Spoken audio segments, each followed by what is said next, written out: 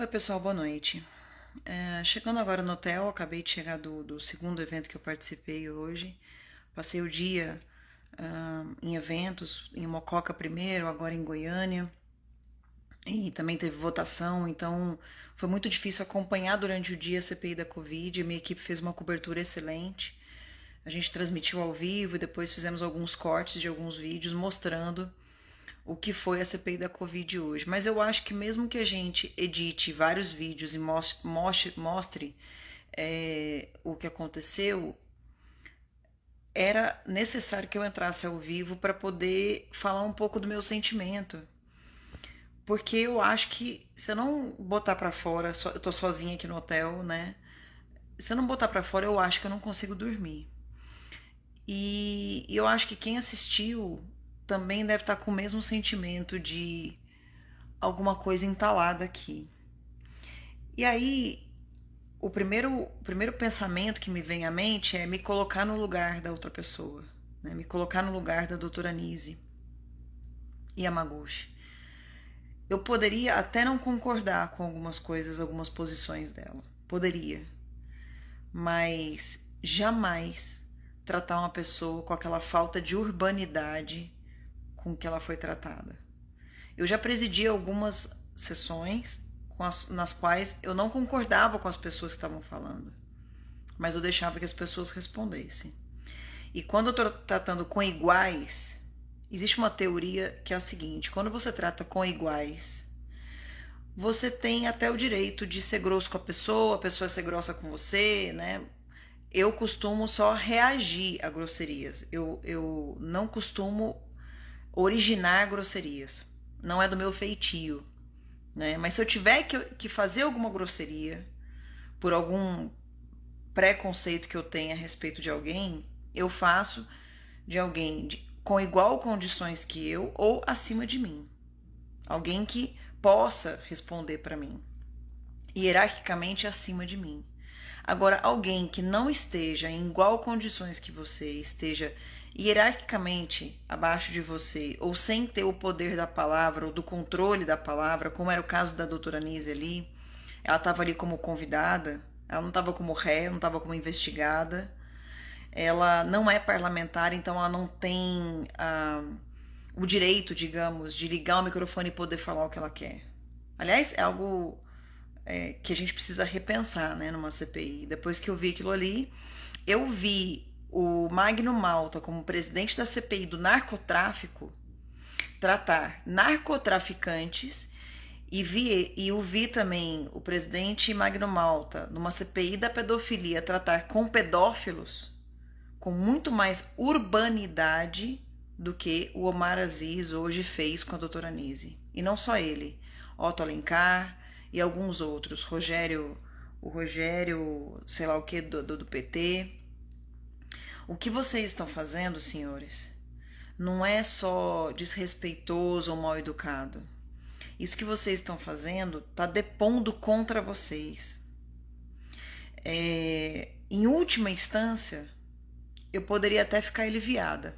Em última instância, eu poderia ter o sentimento de alívio, porque as pessoas estão tendo cada vez mais a certeza da palhaçada, da esquizofrenia, do circo, da vergonha, da mentira que é essa CPI. E quanto mais eu saio às ruas e mais eu converso com as pessoas nas ruas, eu percebo que esse é o sentimento não meu e não dos senhores que seguem minhas redes sociais, mas da população. E eles estão conseguindo pegar até a antipatia de quem é contra o Bolsonaro. Do quanto eles estão sendo asquerosos. Omar Aziz, o senhor está sendo asqueroso. E olha que vocês me conhecem e sabem que eu tenho tido algumas posturas tentando ser o mais elegante possível. Né? Haja vista sexta-feira o que aconteceu com o governador Dória, eu consegui me manter calma, respondi com tranquilidade, com elegância. Agora, tá difícil não utilizar adjetivos para dizer o que eu penso do Omar Aziz. Ele conseguiu superar o desgaste que o Renan Calheiros tem com o restante da população. O desrespeito que eu tenho pelo Renan Calheiros, a falta de consideração que eu tenho pelo Renan Calheiros, o sentimento de asco que eu tenho pelo Renan Calheiros, consegue ser menor do que o sentimento que eu tô tendo pelo Omar Aziz. E eu queria saber como é que tá sendo o sentimento de vocês, porque, assim, a única forma de colocar pra fora o sentimento que a gente tem é falar palavrão. Eu não consigo pensar outra coisa, não passa outra coisa na minha cabeça que não sejam uma série de palavrões que eu fui aprendendo ao longo da minha vida. E vejam, né? Quando foi comigo, né, que o Dória foi grosseiro, eu consegui manter minha calma. Mas quando é com outra pessoa e uma pessoa que está em desvantagem, gente, nem o Magno Malta com pedófilos e com narcotraficantes não fez o que o Omar Aziz está fazendo com uma médica. Não falo mulher, porque não interessa se é mulher ou homem, mas o fato de ser mulher ainda carrega o peso da, das as acusações que faziam ao nosso presidente, do fato, falavam que ele era misógino, né, machista. A forma como eles estão tratando, a forma desonesta, deselegante, mal educada com que eles estão tratando as mulheres, mostram que o verdadeiro machismo, a verdadeira misoginia, né, tá nesses homens. Não, eu tô dizendo que as pessoas estão ficando com raiva do Omar Aziz. Omar, não faça isso. Eu vou dizer uma coisa, o senhor foi governador do estado do Amazonas e o senhor deixou o estado naquela situação. O senhor deixou o estado do Amazonas numa situação de calamidade tal na saúde que gerou o que aconteceu no Amazonas. E agora o senhor quer encontrar um culpado. Eu duvido que o senhor consiga colocar a cabeça no travesseiro e dormir. Aliás, eu não duvido. O que o senhor fez hoje com a Anísia e o que o senhor tem feito com todas as outras pessoas que falam ali na comissão é desumano. E eu vou dizer mais, eu acho que governador nenhum tem que ir lá mesmo não. Se eu sou governador agora, eu tinha aconselhado meu amigo Marcos Rocha, eu gosto muito do Marcos, e ele tem sido acusado de uma série de coisas, e eu acho que todo mundo que está sendo acusado de algo tem que esclarecer, né, os fatos. Provar que tá certo, ou provar os seus argumentos e tal. E eu falei, vá na CPI, Marcos, governador de Rondônia, né? Vá porque é importante você dar a sua versão dos fatos e tal. Não vá, não. Não, essa CPI acabou. As pessoas não têm mais sentimento nenhum de qualquer tipo de respeito.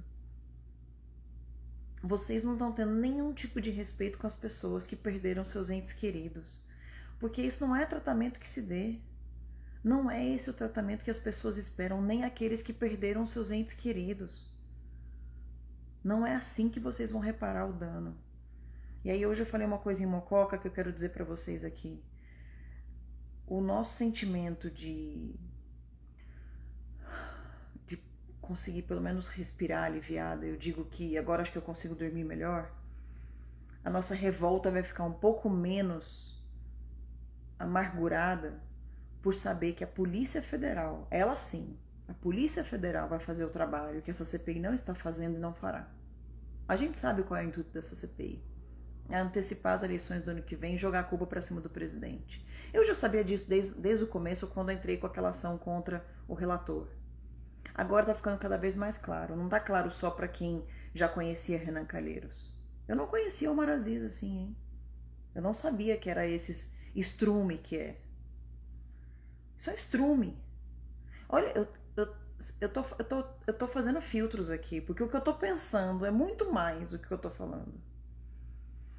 Que nível baixo, meu Deus do céu, eu tô com muita vergonha. Eu queria pedir desculpas à doutora Anise e a todas as pessoas que perderam alguém nessa Covid e que tinham nessa CPI alguma esperança de encontrar conforto e justiça. Porque quando a gente perde alguém, a gente quer saber se existe algum culpado, né? É natural que a gente tente encontrar algum culpado.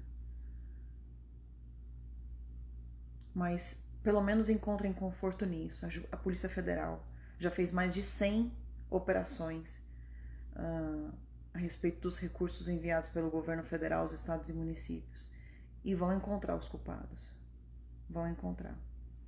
E aí queria aproveitar para parabenizar o Eduardo Girão, o Marcos Rogério e o Heinz, que têm feito um trabalho digno na CPI.